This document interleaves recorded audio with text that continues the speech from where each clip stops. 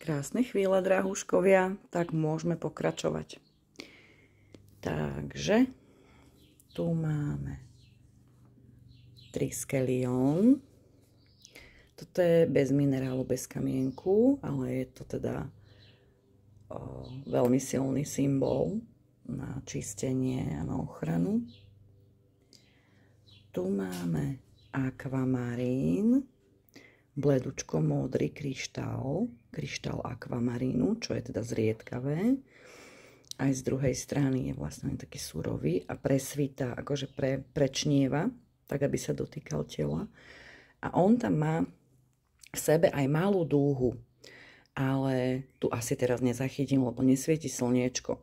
By som sa mu musela dlho venovať, aby objavila sa tam na sekundičku, keď viete, kde je, tak ho vlastne viete hneď zachytiť. A však to potom by sme, keď budem osobne, keď kamienky budem dávať, ale šperky budem dávať jednotlivo, ku každému jednotlivo niečo poviem, na čo teda slúži a čo konkrétny kúsok robí s človekom, aké má vibrácie a tak ďalej. Tu sme mali pakistánsky onyx, prepačte, tu je sloník pakistánskeho onyxu, som sa zakecala zase, že typická gajanka. Tuto máme labradorit, krásne zlatý, on je tak nádherne zlatý. A tuto hore, keď si všimnete, tak tam má takú modrú, takú krásnu modrú. Tu máme čaroid, ktorý zatiaľ nepýta sa do šperku, takže zatiaľ je len takto, tam je dierka, ale veľmi pekný čaroid, tých už je veľmi málo, lebo tak Rusko nám, on si drží svoje poklady. Tuto máme labradorid vo veľmi peknej kvalite, so všetkými farbami. Tento labradorid je koľko len chcete kvalit. A zo zadnej strany je takto krásne súrový, že je len zarezaný, nie je zaleštený. Potom tu máme tyrkenit. Tyrkenit je vlastne farbená odroda magnezitu a vlastne má podobné účinky ako tyrkys, ale jemnejšie. Keď si prečítate účinky magnezitu, tak vlastne tam to nájdete všetko, že čo teda on robí, ale ja tam mám vždy ešte niečo navyše, čo k nemu vnímam a cítim, čo sa týka daného jedinca. Tuto máme turmalín skoril, veľmi pekný s odleskami a vlastne zozadu je takto, že je rovný, odrezaný, ale aby sa nevyšmykol z lôžka, tak som ho aj vzadu tak akože uchytila, aby zostal tam na svojom mieste. Nie každý šperk to potrebuje, ale tento to potreboval. Tuto máme rakúsky chalcedón, alebo teda oni sú aj v Maroku a tento je konkrétne, tento je z Maroka, áno. Chalcedón, on vyzerá ako, to je surový, on vyzerá ako snehuliak, hej? Takže, ak chcete, alebo ten eskimák. Ak chcete mať eskimáka, môžete, alebo na vás možno zažmúrka a očarí vás, už aj slniečko vyšlo, paráda. Hneď sa na ne lepšie pozerá. Alebo vás toto môže vlastne, toto je rubín, pravý rubín. A ten sa mi žiadalo spojiť s kryštálom aurickým, Aqua Aura. Takže takto krásne oni si tuto hrkutajú. Potom tu máme apatít. Apatít je veľmi príjemný kamienok a je ich pomerne málo v takejto dobrej kvalite.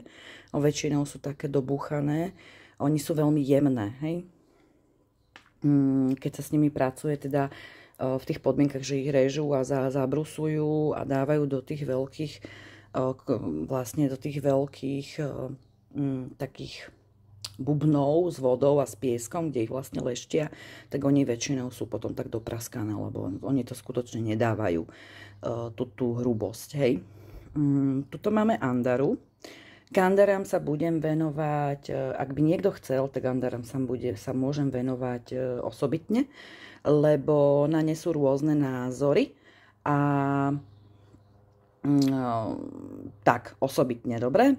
Ale ak by chcel niekto andaru, tak vlastne mám ja viac andár doma, s ktorými pracujem a pokiaľ by niekto vyslovene si žiadal natočiť andary, tak natočím andary, ktoré mám. A keby na niekoho zažmurkala, že proste chce ísť k nemu, tak to znamená, že so mnou prácu skončila a môže ísť ďalej. Tuto máme chromdiopsid so zrkadielkom, veľmi silný šperk. Kto vie, čo dokáže zrkadlo, tak vie, prečo hovorím veľmi silný šperk. To priblížim vlastne zvlášť, hovorím na každý jeden kúsok 2-3, naraz budem robiť videjko a budem vlastne hovoriť o účinkoch a o konkrétnom šperku. Najprv účinok kameňa, minerálu a potom vlastne šperky ako také. Tuto je ďalšia andarka, veľmi pekná a silná.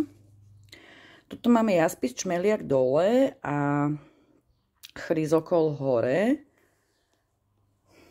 Veľmi teda, hej, nádherné kusky. Tuto máme aj takú jaskinku v tom čmeliakovi, alebo teda bumblebee, ako chcete. Tuto máme spektrolit, to je najsilnejšia odroda labradoritu. Ešte jeden taký väčší kúsok mám, ale ten bude v ďalšom videjku, lebo sa mi sem nezmestí, ďalšia vitrinka. Takže toto je spektrolit. Tuto máme taký vzácny turmalín, ktorý je vzácny týmto, ako je zložený. Že vlastne on je poprepletaný a polepený v materskej hornine. A vlastne takto vyzerá, hej, takto je to taká sila, keď toľko turmalínov máme pokope a takto vyzerá zo zadnej strany, čiže je obojstranný, áno. Koho by tento očaril, tento kúsok, je to veľký, mocný kúsok.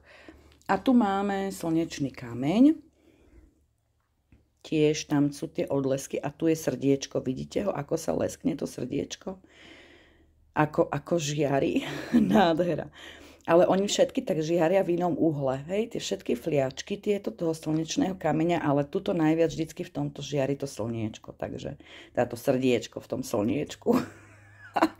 Takže tak. Ďalej budem pokračovať v ďalšom videu. Máme tam ešte nejaké prívesky, teda celkom dosť. Aj hore máme ešte prívesky. A tu potom máme aj prstienky, ktoré vlastne vám budem postupne prezentovať. A takisto tu máme takéto krásky, ktoré čakajú na šperky. To znamená, oni čakajú do šperkov. Oni boli takto pôvodne na šperky kupované, zháňané. Je tam had, 2 kusy, potom som zohnala všetko je to labradorit, takéto krásne lotosy, vzadu je rúža z labradoritu, tam je ganéše mám 3, aj modré odlesky sú, potom vzadu mám bohyňu zo selenitu, tu vám ukážem, tá je úplne bombová. Kde si poď? Takúto krásnu bohyňu zo selenitu a všetko to pôjde do šperkov. Tuto mám bohyňu z labradoritu a mám ich 4. Všetky sú takto krásne. A ešte som zohnala, prosím pekne som zohnala. Dlho som čakala na niektoré kusky z Ameriky. Mi prišli čierne šivalingami, lebo nedajú sa len tak ľahko zohnať. Oni si to držia tam vlastne v Indii, v chrámoch a tak ďalej. Čierne šivalingami mám tuším 3 kusy do šperkov, jeden zostáva so mnou, lebo som sa vzdala naposledy môjho čierneho a nedal sa mi zohnať a potrebovala som ho, čiže jeden zostáva, takže iba 2 kusy na šperk, potom sú klasické šivy, tiež do šperku, ale teda tie hnedé, ktoré sú viac, že sa dajú rýchlejšie, lepšie zohnať a všade. A potom ešte som zohnala nádherné, prekrásne, mi prišli tiež z Ameriky, mi prišli čintamany. Takže wow, ako teším sa úplne, že wow.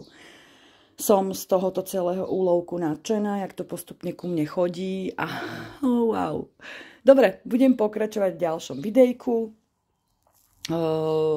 a teším sa. Pa, objímam.